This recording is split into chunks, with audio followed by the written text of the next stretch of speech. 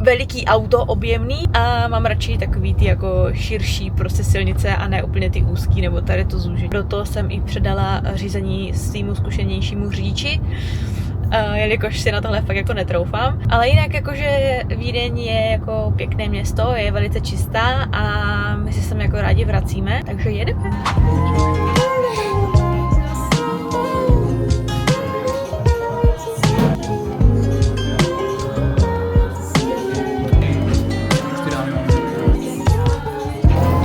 Asi výtahem, že?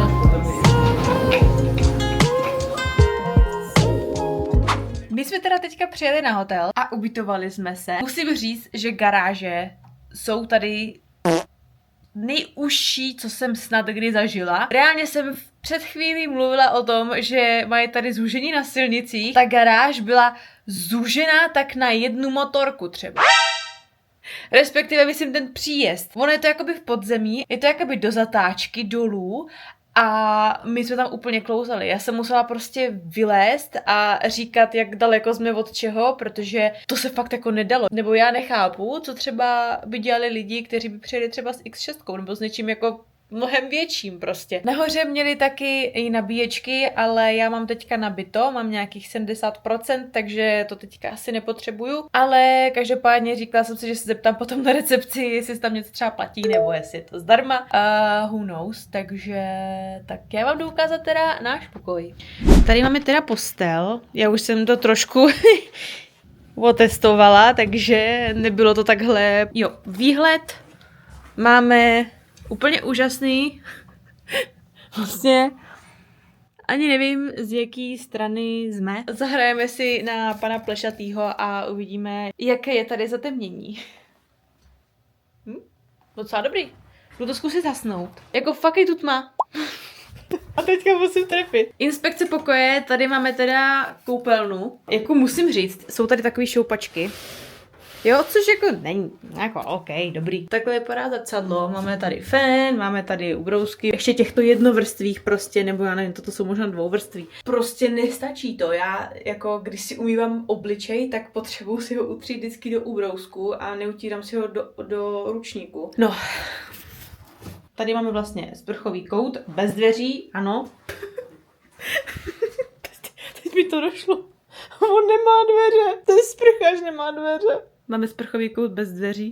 Pecka. Jmenuje se to teda Leonardo Hotels. Pak teda tady máme takovouhle chodbičku. A jsou tady další šoupačky na záchod. Pecka. Je to hrozně stísněný, mně přijde. Ono to možná z toho videa jako není moc poznat, ale prostě je to hrozně divný. Tak kdyby se tady prostě neměly dveře, jakože jak tady je ta šoupačka. Je to zvláštní, jakože to si budem. Dostali jsme tady i kávovár. My teda nepijeme čibo, my pijeme Nespresso.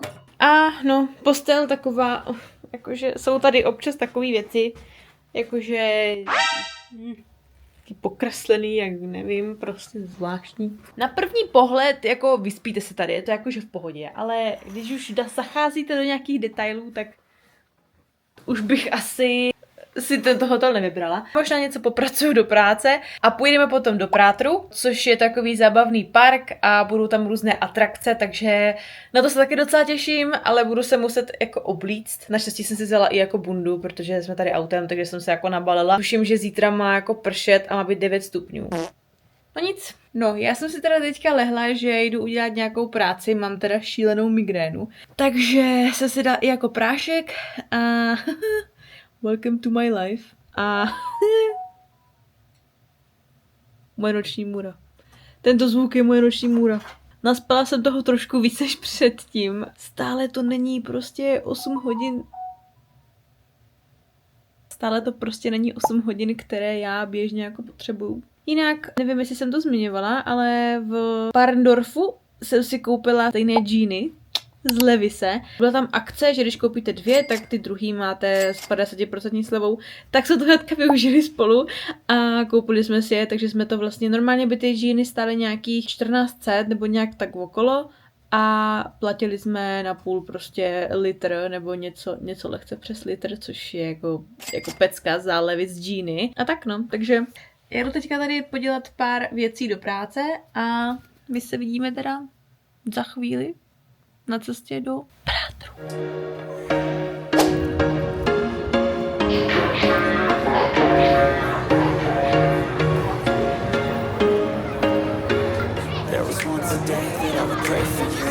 Teď jdeme na motokáry.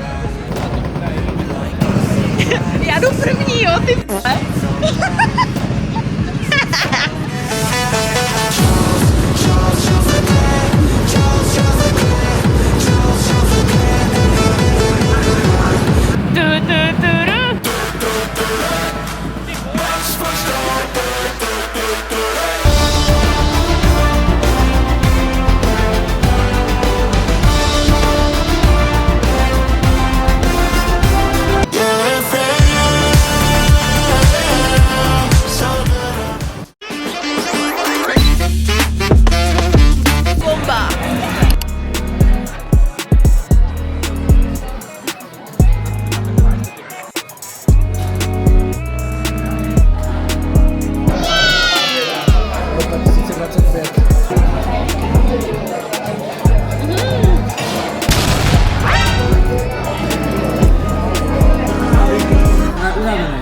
Tak konečně jsme zpátky.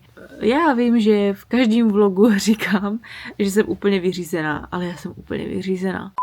Já prostě poslední dobou absolutně nechápu, jak funguju, na jakou energii prostě funguju, protože já spím málo. Každý den vždycky mám úplně takový návaly, že bych prostě nejradši usnula. Pak třeba večer se z něčeho nic prostě úplně probudím. Tohle je určitá fáze, jako za můj den, že takhle jakoby úplně odpadám. Pak večer prostě se úplně probudím a mám najednou jako energie na rozdávání, takže nevím prostě, co se mnou je, musím se dát nějak do pořádku. Každopádně byli jsme teda v Losterii, co jste viděli, měli jsme pizzu, měli jsme iced teačko a tiramisu, jakože všechno to bylo dobrý, já jsem na trošku připálenou pizzu, ale jakože chápu to, byl tam docela jako frmol. Hodně lidí, vlastně první nás usadili ven, že nemají prostě místo uvnitř, takže jsme seděli chvilku venku, tam jsme zjistili, že nám je jako docela zima, ačkoliv bylo třeba 13 stupňů, tak byla jako fakt zima, takže jsme si od lidí, kteří odcházeli, sebrali 1 deku a 4 podsedáky, ale i tak prostě byla zima. Tak se vlastně kluci zeptali, jestli mají ještě třeba náhradní deky nebo něco, protože jsme viděli, že tam jako vedle mají deky a samozřejmě prostě neměli. Já už jsem tam úplně mrzla, i když jsem měla bundu, tak jsem strašně mrzla. Já to na jednu stranu jako chápu, že tam měli prostě jako firmol, nestíhali prostě a ještě tady nějaká jako skupinka si vymýšlí, nebo nevymýšlí, jakože je to prostě basic věc a my jsme se vlastně ptali, jestli mají jako volno, říkali, že ano, takže mohli říct prostě omlouváme se, máme plno, prostě běžte jinam, nebo počkejte třeba 10 minut a my vás usadíme třeba uvnitř, nebo jako cokoliv. Ale byly tam asi třeba jako 3 číšníci na velkou restauraci, což jako vůbec se mi to nezáviděla, bylo mi to jako spíš líto.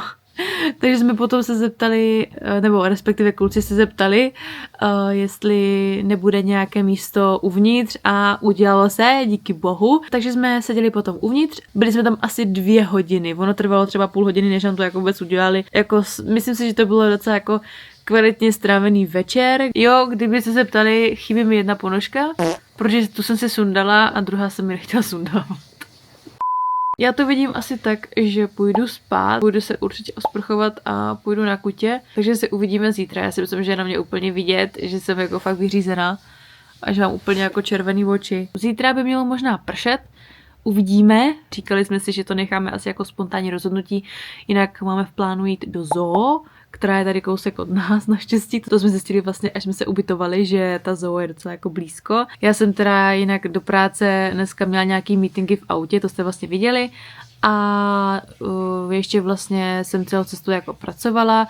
Měla jsem tam zase nějaký zpětky a momentálně se tam strašně peru s cookies lištou. Jakože asi jsem zažila i něco jako horšího prostě, co jsem takhle řešila, ale já už to řeším třeba 14 dní, měla to být úprava na hodinu a prostě není, jakože vždycky to na nějakým rozlišení, na nějakým telefonu, tabletu, prostě jakkoliv nesedělo. Už jsem z toho jako fakt marná. Včera v práci jsem jako skoro nic neudělala, takže jsem ještě dotahovala nějaký věci ze včerejška a to bylo vlastně celé, co jsem dneska udělala.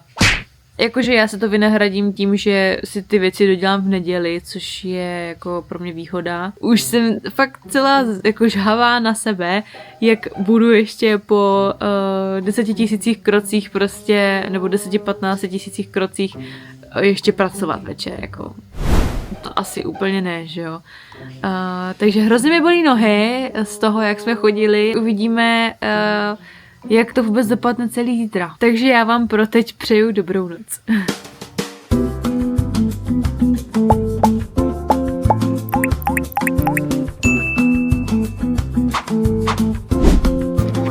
Já jsem to včera viděl, Fendi podle mě tam je taky.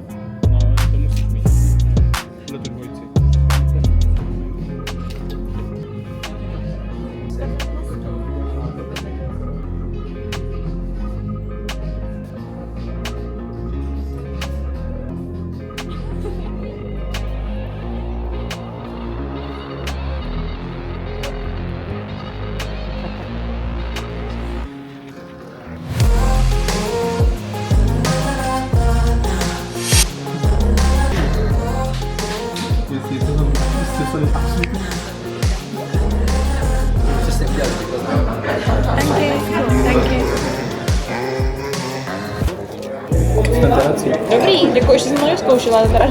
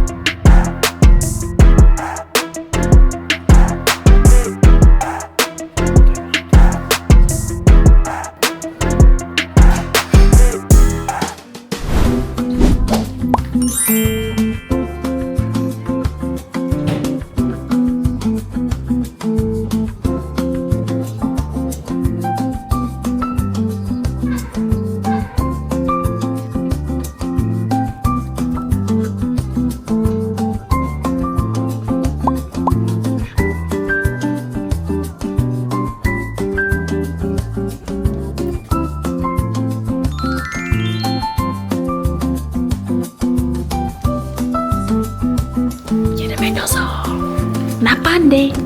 Tak jo, já jsem zjistila, že je tam celá zima, takže jsem se ještě zašla vyměnit bundu. Ne? A jo, to má divnou půlu.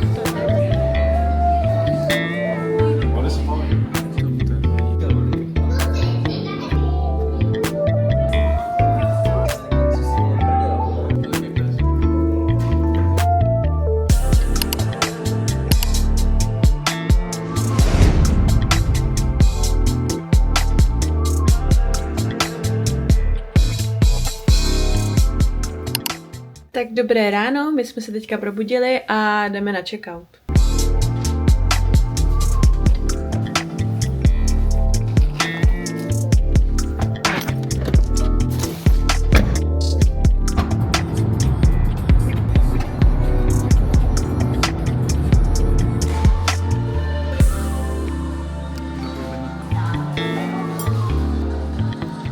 My jsme teda teďka dorazili domů a už jsem nic po cestě tak moc netočila, stavili jsme se ještě na nějaký brunch. A teda Vídeň jsme si perfektně užili. Můžu to jenom doporučit, pokud plánujete nějakou takovou dovolenou nebo výlet jenom s kamarádama nebo klidně s rodinou na 3 dny. Já teda dneska mám už hodně práce, budu ještě dodělávat nějaké věci do práce a stříhat zase vlog, protože já si na nich dávám velice záležet, aby vás to bavilo. A tím pádem to tady ukončím, takže vám moc krát děkuji, že jste se dívali na tenhle vlog a vidíme se příště.